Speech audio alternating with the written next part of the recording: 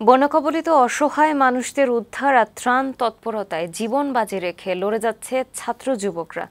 সেনা, নৌবিমান বাহিনী, police, fire service সহ বিভিন্ন সংস্থা হেলিকপ্টার, স্পিডবোট নিয়ে তাদের সাথে সমন্বিতভাবে পানিবন্দী মানুষ উদ্ধারে কাজ করছে। তবে দুর্গম কিছু এলাকায় পৌঁছাতে হিমশিম খাচ্ছে উদ্ধার কর্মীরাও।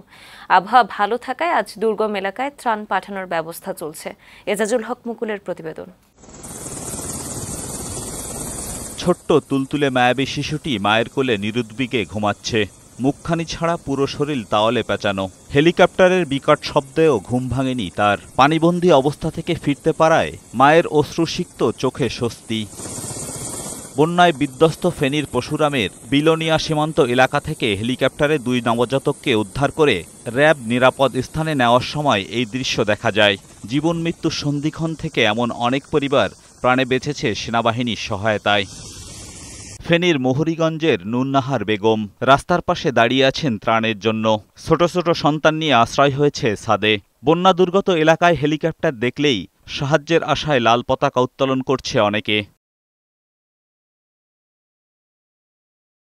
সম্পদ, স্বপ্ন সবকিছুই তলিয়ে গেছে পানিতে। স্মরণকালের ভয়াবহ বন্যায় ফেনী, নোয়াখালী, কুমিল্লা, ব্রাহ্মণবাড়িয়া, খাগড়াছড়ি, হবিগঞ্জ ও মৌলভীবাজার সহ 11 জেলার কমবেশি এমন দৃশ্য। বিভীষিকাকর দিনরাত পার করছে দুর্গত মানুষ। বন্যায় দুর্গতদের পাশে দাঁড়িয়েছে সেনাবাহিনী, নৌ ও বিমান বাহিনী, বিজিপি, পুলিশ, ফায়ার সার্ভিস সহ নানা শ্রেণী পেশার মানুষ, বিভিন্ন সংগঠন ও রাজনৈতিক দল। বিভিন্ন এলাকায় বন্যা কবলিত মানুষদের উদ্ধার, ত্রাণ ও খাবার বিতরণ করছে তারা। চট্টগ্রামের হাটহাজারী, ফটিকছড়ি, মিরেশ্বরাই, রাঙ্গুনিয়ায় উদ্ধার ও ত্রাণ সামগ্রী বিতরণে সেনাবাহিনী ও নৌবাহিনীর পাশাপাশি কাজ করছে বিভিন্ন স্বেচ্ছাসেবী সংগঠন। তবে সড়ক ডুবে থাকা বা ভেঙে যাওয়ায় ত্রাণ কাজও ব্যাহত হচ্ছে। কুমিল্লায়ও রাস্তা ডুবে যাওয়া ও নৌকা না থাকায় ত্রাণ পৌঁছানোই সমস্যা হচ্ছে। উদ্ধারকর্মীরা শুকনো খাবার সহ অন্যান্য সামগ্রী নিয়ে পানিবন্দী মানুষের কাছে পৌঁছাতে চেষ্টা করছে। জাহাঙ্গীরনগর বিশ্ববিদ্যালয় ছাত্রদল কুমিল্লার 14 গ্রামে বানবাসী মানুষের মাঝে ত্রাণ সামগ্রী ও শুকনো খাবার বিতরণ করে। মৌলভীবাজারে বানভাসী মানুষের পাশে দাঁড়িয়েছে বিজিবি।